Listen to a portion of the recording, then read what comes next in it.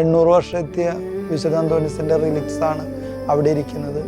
അത് അവരുടെ അച്ഛൻ ഒരിക്കൽ അത് ഫ്രെയിം ചെയ്യിക്കാൻ വേണ്ടിയിട്ട് തൃശ്ശൂർ കൊണ്ടുകൊടുത്തിട്ട് തിരിച്ചു വാങ്ങിച്ചു കൊണ്ടുവരുന്ന സമയത്ത് ഒരു ദിവസം എൻ്റെ വീട്ടിൽ വെക്കാനുള്ള അവസരം കിട്ടി.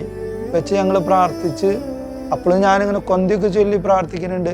ഈ റിലിക്സ് വെച്ച് ഒരാഴ്ച കഴിഞ്ഞേക്കാൾ മുമ്പ് 10-16 വർഷം എത്തി ഒരു വിവരമില്ലാണ്ട് കിടന്ന ചേട്ടൻ തിരിച്ചു വരാണ്.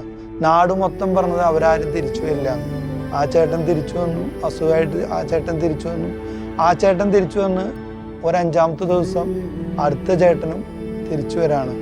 അപ്പോൾ ആൾക്കാരുടെ ഇടയിൽ ഒരു ചെറിയ വിശ്വാസമല്ല, എന്തോ ദൈവത്തിനൊരു പദ്ധതി ഉണ്ടെന്നുള്ള ഒരു ബോധ്യം അവർക്ക് കിട്ടി.